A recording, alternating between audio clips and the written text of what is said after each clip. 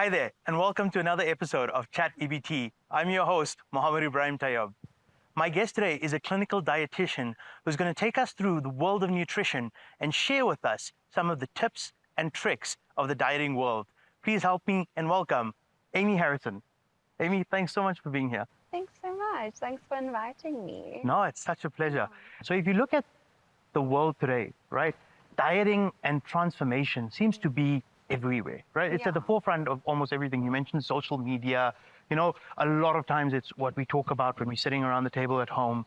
Why has that shift happened? Like over recent times, why has that big shift towards diet and transformation become so central in our lives? Of course. I mean, if we were to compare 20 years ago, we're not having someone on our phone in wearing certain clothes, dressing a certain way, talking about diet on movies and shows that we're watching. We weren't being exposed to things like that. And now we're being bombarded by high protein diet, low carb, no fat, high fat. We're bombarded by all this information, this overload of information. And sometimes it's really difficult to find the guiding light and understand actually that this isn't a blanket for everyone. It's not the same for everyone.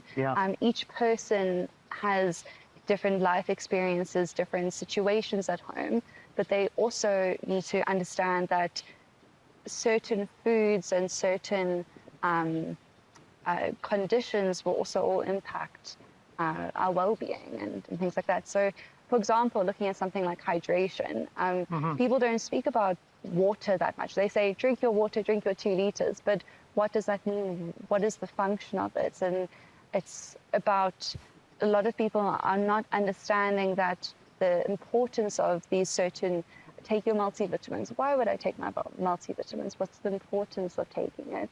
What's the importance of drinking water? So water not only hydrating the cells, hydrating the body, but also management of constipation, regulating blood pressure, regulating temperature, it's those types of things. You know, I mentioned earlier, right, there's a common sort of phrase that you see everywhere with the concept of dieting versus lifestyle change, right? In your experience, why do so many people fail, or rather have these short-term gains but long-term failures when it comes to dieting, as opposed to changing their lifestyle or making a full-on lifestyle change? Yes. So fad diets are a huge problem. I mean, I can't even tell you the amount of times I've been asked about, does the carnivore diet work? Does the Banting or the no carb, high fat, all of these crazy diets. And in all honesty, some people say that they experience these amazing changes, it's made them feel good. They started on this diet and they felt great. And 2 weeks down the line, they fall off the bandwagon because they start, oh, it was a birthday party. Maybe I'll have a little bit of cake. Maybe I'll have a bit of these things. And then we feel the guilt. And then the guilt makes us start doing like an all or nothing. It's, I can't do this thing without having this other thing now be taken away. Cutting out a certain food group, adding double a certain food group, reducing total intake. All of these things they're not sustainable, and we have a long life to live. Why would we go and be super restrictive, super negative towards ourselves, towards our health? Because even something as simple as low carb, high fat increases the risk of getting gallstones. It's overloading the liver, overloading the gallbladder, because the liver is the one that produces the bile. Bile goes into the gallbladder, and now we are increasing the risk of getting gallstones. We're increasing the risk of fatty liver. Our body requires, as one of the primary source of energy, it requires a carbohydrate. So a carb breaks down into a glucose, and then the glucose gets used by the brain, used by the muscles, and our bodies need it. Philosophy. You mentioned stuff like cutting carbs, and you mentioned protein. One of the things, and I love, looking at all these different sort of YouTubers and podcasts and so on and so forth, and I've seen a really big shift into very high protein meals and high protein diets. Yes. Now, if I go back 2 or 3 years, everything was about cutting carbs, as you mentioned. So I'm just curious, is this something that is, I would want to say, just another fad? Or is, where does this come from in terms of the very protein-focused dieting culture? Yeah. With this new shift, I would definitely say it's coming from a lot of social media influencers saying, oh, I went to the gym, so I need to build muscle. How do I build muscle? I eat protein. In reality, yes, an increase in certain in protein levels in your diet will help with building of muscle. But the standard regular Joe going to work, exercising on a regular basis, doesn't need 200 grams of protein every single day that the bodybuilders, or even 300 grams of protein that a bodybuilder would need. So it is a bit, it's very challenging when people see that these types of things and they think, okay, it's going to be good, it's going to suit me, it's going to suit my lifestyle. But in reality, there's cost implications, there's constipation considerations, there's gut health, gut microbiome considerations as well. A high protein diet, although it is good for muscle mass, for skin, healing of skin, not everyone needs it. Only people that have certain requirements, when the requirements when you need to have more protein, then you should have more. But for the regular person just doing their day-to-day lives, the balanced diet is the best way to go. No, really. Fully agree. What do you think is the sort of more common pitfalls when it comes to dieting? Okay. And what advice would you give people in order for them to sort of avoid doing the same mistakes over and over? Yeah. We mentioned it before, hydration is a big one. A tip that I would say, making sure you're keeping a water bottle with you throughout the day. If that means that you're having a flask that you keep in the car if you do a lot of driving, make sure that you fill it up before you leave the house. If that doesn't mean you're taking that water with you into work, taking it into the house when you go visiting family, you are leaving that water in the car, still keeping it cool so that you can remind yourself to continue drinking, which is super important. Do not trust a detox diet. Your kidneys and your liver, they're the ones that actually clean the body. They cleanse the body. They remove all the toxins. They remove the excess things that aren't metabolized, like excess proteins, excess fats. They get rid of it. So we do not need to go and take a detox juice and juice diet 3 days, didn't eat any food, because it's just going to cause more harm. It's not going to actually, it's most likely going to put the kidneys and the liver under more pressure, and they're probably going to start, I don't know, doing weird things and not actually doing what they're supposed to do. So I wouldn't trust a detox diet, even as detox teams. We don't want to be losing fluids. We don't want to be omitting essential nutrients into our intake. We don't want to be stopping those things.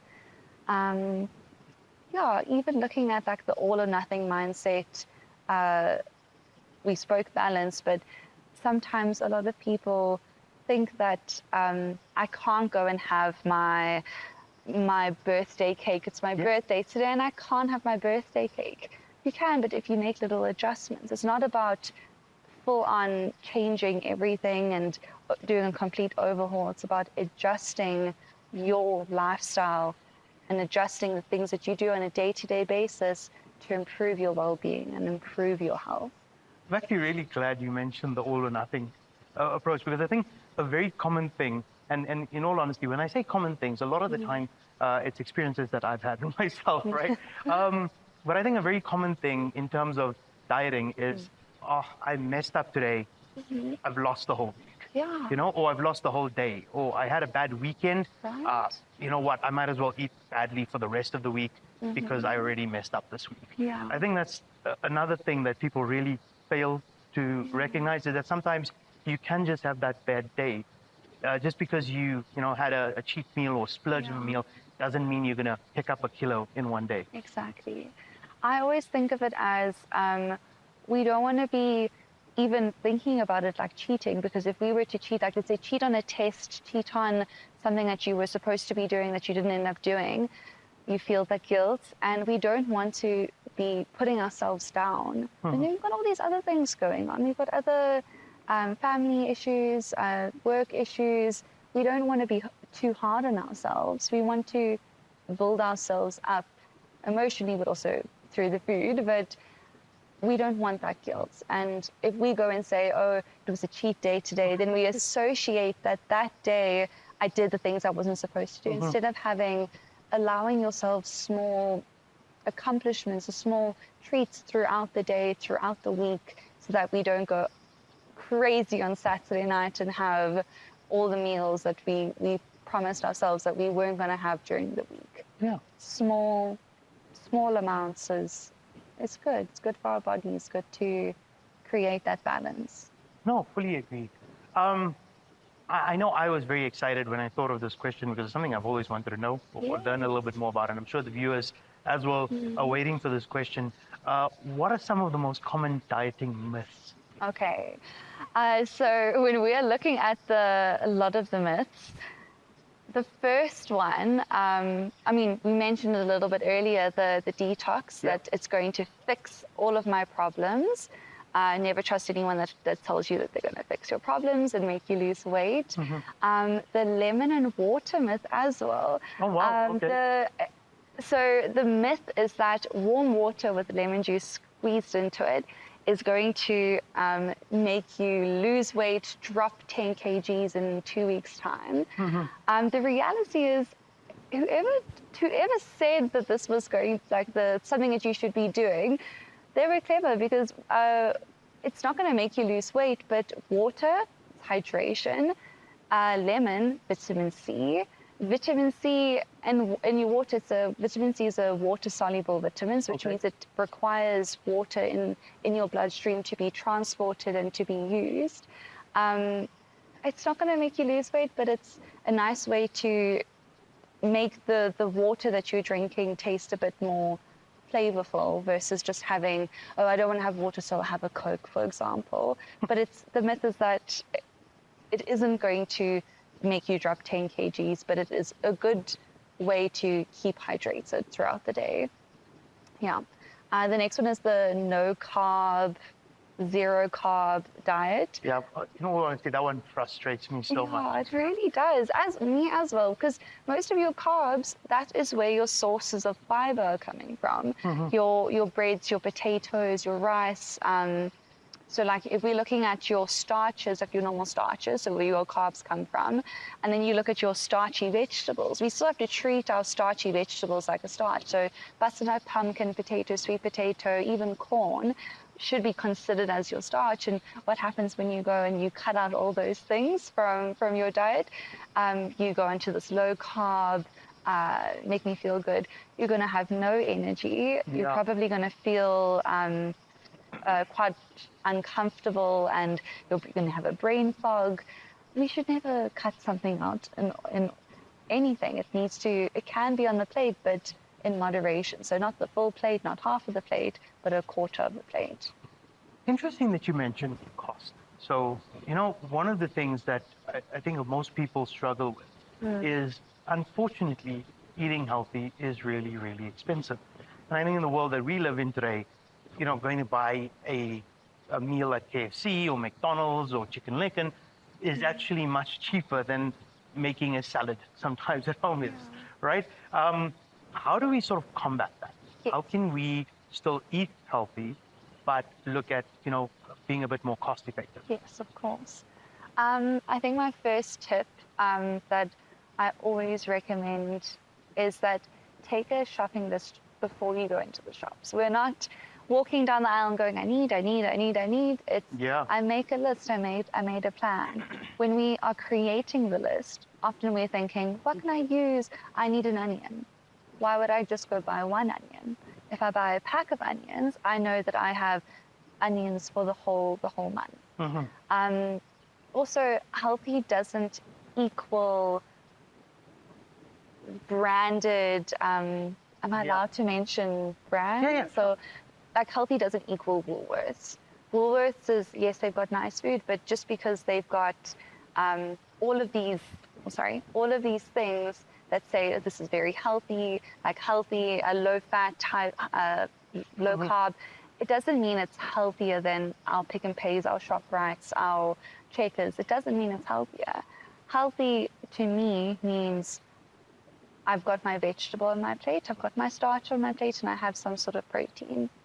Another way to also save cost, a lot of protein meats can be very expensive. So we shop things that are more common cuts. We don't go for the steak, the fillet steak, because that's going to be a lot more expensive. We look at things that are a little bit more cost effective.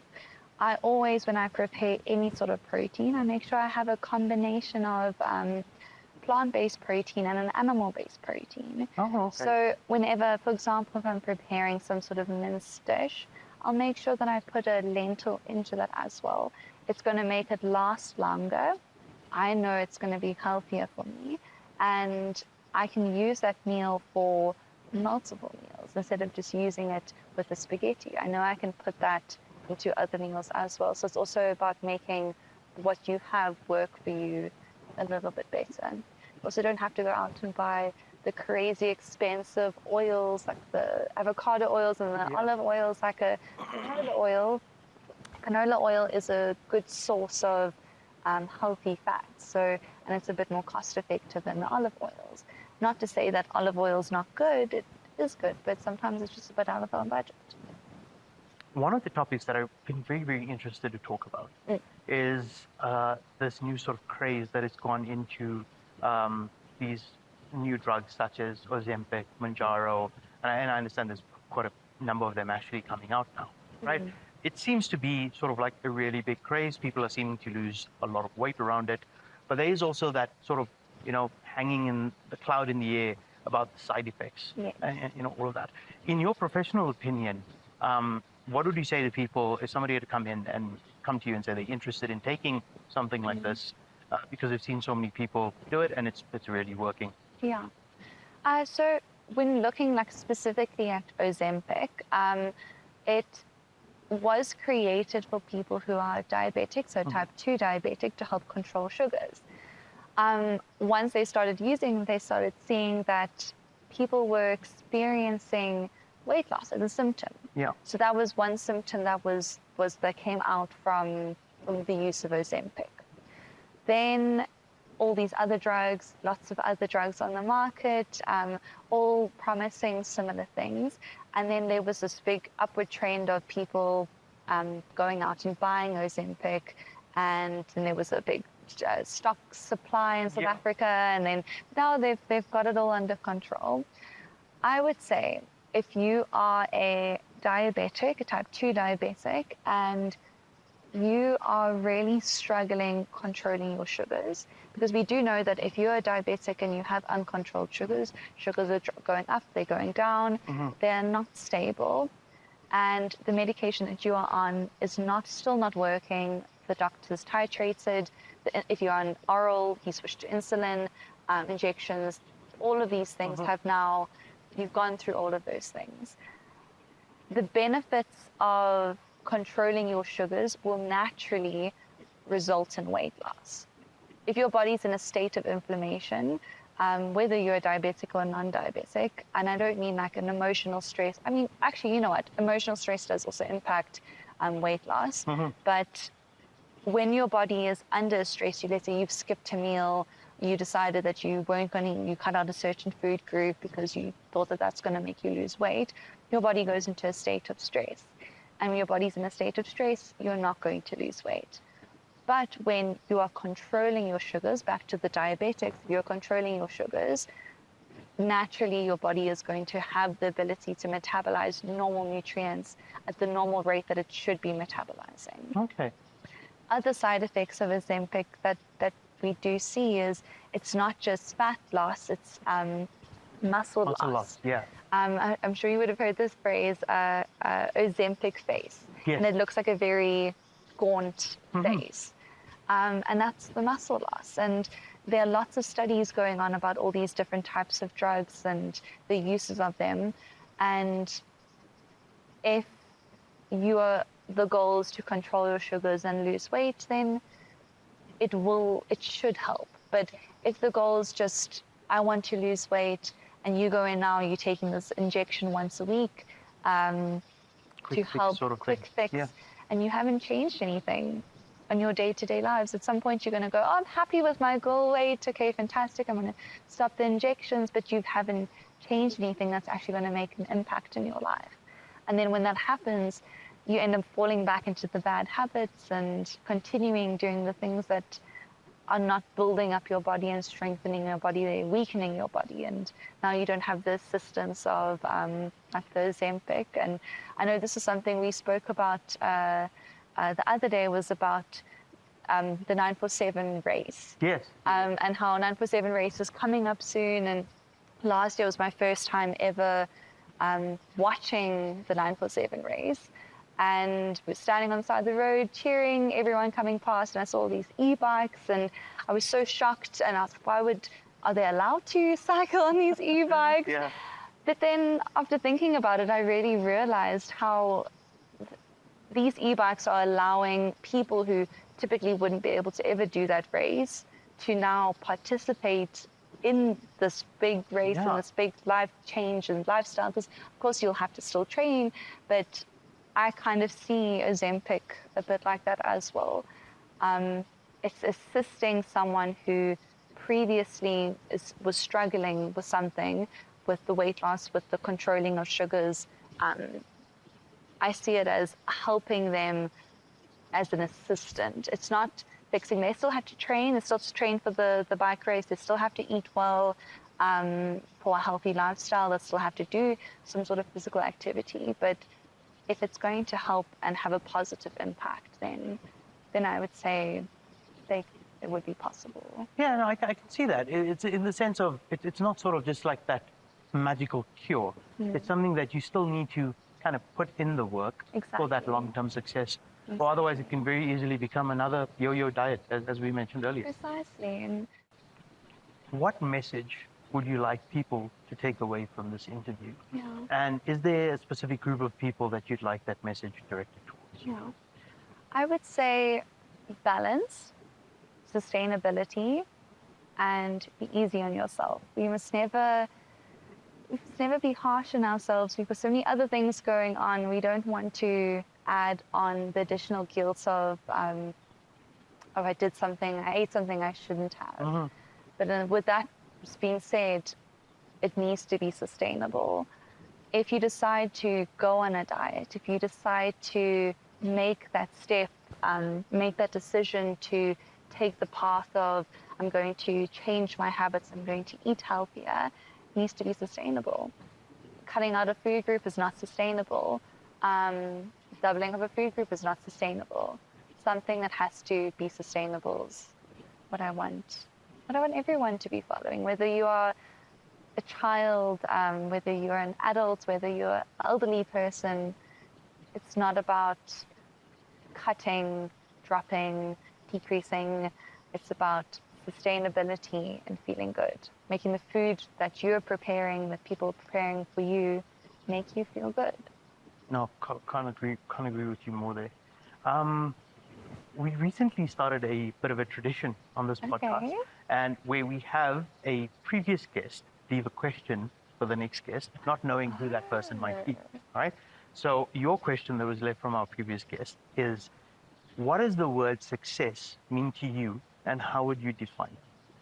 Oh my goodness. I would say, I'm going to say a balanced life, because a balance in your social expectations, being at peace with the quiet, being at peace with the busy.